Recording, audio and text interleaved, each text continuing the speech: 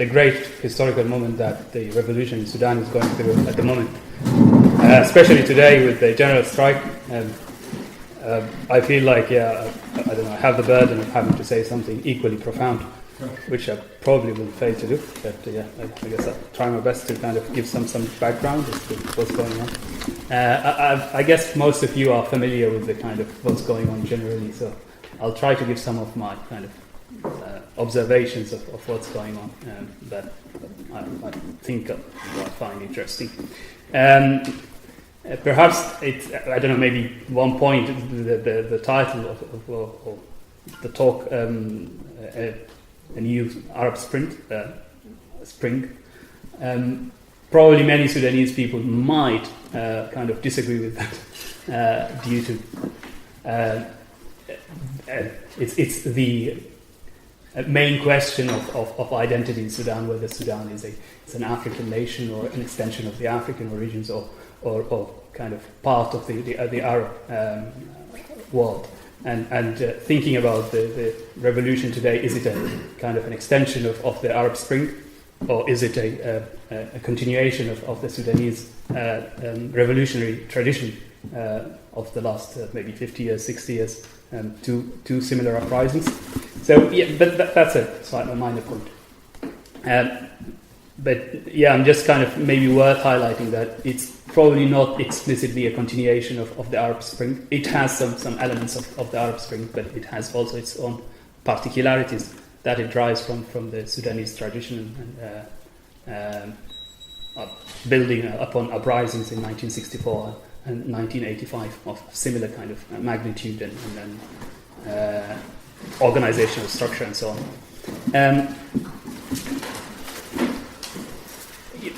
The interesting thing about the current revolt is how it started and then how it kind of continued and is kind of ending up at the moment. I think the way it started,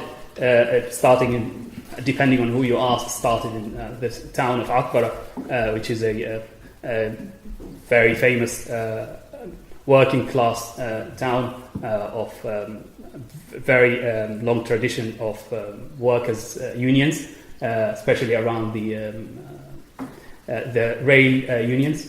So on the 17th of December, when the students of one of the industrial schools went out and found out that the government has removed subsidy on bread overnight, and the price of bread has kind of tripled, they went out to the streets and set fire on the NCP or the National Congress Party's buildings. It was a very, I think, important moment for somebody like myself, who I was perhaps 4 years old when this current regime came. Just looking at the pictures of flames of the NCP buildings, and for many in my generation, is something. Is almost a kind of surreal moment. It's something you never think is possible or is ever going to happen. So that moment, starting from a kind of working class background, people from working class backgrounds kind of setting this to start, it kind of led to a momentous spirit across the country that people felt like things ought to change, and things are changing. However, after that, going forward, the movement, starting from this slightly working class backgrounds, kind of it moved into Khartoum, to the urban side of the country, and it became more of a middle class type of movement, driven perhaps by two, I would say, two factors. The one is definitely the economic factor, which is kind of driven by the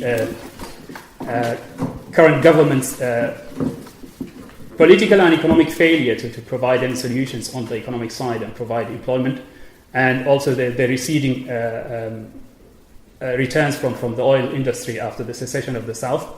And then this combined with economic policies by the recommendation of the IMF, so for removal of subsidies, and a liberalization of major industries and so on, it led to kind of continuous sense that basically there is no hope for middle class youngsters and professionals. And then that's why the leadership of the movement kind of eventually came out to be through the SPA, or the Sudanese Professionals Association, which is a collective or a syndicate of a number of unions or alternative unions for salaried workers. So the doctors' union, I think calling them unions is probably a bit liberal use of the word. They are kind of alternative organizations for salaried workers. So for the doctors, the lawyers, the network for the journalists, and then adding to that, we have the engineers and a number of other professions. So these smaller bodies, which are working underground, kind of started to talk about things about minimum wage, for example, as a kind of starting point to discuss. But then when the revolt started and people started going out to demonstrate, things quickly changed, and the SPA, or this coalition of unions, changed its course of action, and declared that the demand of the people is to remove the government. The interesting thing about, I think, the whole movement, looking back for the last 6 months, is the decentralized and self-organizing nature of it. I think SPA is getting too much credit for what it is doing. Of course, it's kind of proving very important and significant in the sense that it provides a central place where people look out for schedules for demonstrations and where to meet and congregate and so on. But in terms of providing any sort of logistical support or any political cover, I think, in my opinion, it's widely kind of over-exaggerated. This movement is completely organic. It had no organizational structure that one can think of as a central body. And in my view, this is probably the most significant part of the most significant characteristic of this current movement. So people from urban neighborhoods kind of coming into alliances, forming networks of solidarity, and agreeing to go out to demonstrate together, sharing news on social media, so WhatsApp groups and secret WhatsApp groups, agreeing to meet at specific points and then going to demonstrate. And this gave the kind of the movement the momentum or the ability to basically to sustain and continue for the last 6 months, despite the fact that the government kind of did what it does always, which is to kind of round up all political activists and put them into custody. But that had no significant impact on the movement because it was a completely decentralized and self-organizing movement. So majorly, I think it was organized through youth groups in urban neighborhoods, kind of coming together and agreeing to go out and demonstrate. Of course, they are driven primarily by the economic conditions, but also I think it's important to note that largely this is mostly 20-something youth. These are people who have a profound sense of the need for freedom, and yearning for freedom. The freedom, perhaps, I don't know, the freedom to things like to consume and be part of the global economy, but also freedom for social change, and especially if you look at the composition of people who go to the streets, being at least 50% young girls and women. For a place like Sudan, I think this is also an important indicator to the significant social elements or the social liberty type motivations, as well as the economic motivations to the movement. Looking at the SPA and the way it's been leading the protest, I think it was doing very well until the 11th of April, when the regime, when Omar al-Bashir was removed by the military. But then, starting from then, I think the kind of the structural problems behind bodies like the SPA kind of became apparent. That SPA being a kind of primarily a middle class, professional, urbanite type organization, preferred to kind of see them in the military some sort of ally against the Islamists. And in forming this kind of trust or alliance with the it's not an alliance per se, but the at least the acceptance that the power can only be gained through negotiation with the military, is a kind of a reflection of the backgrounds and the social background of this movement to an extent, at least the SPA's background.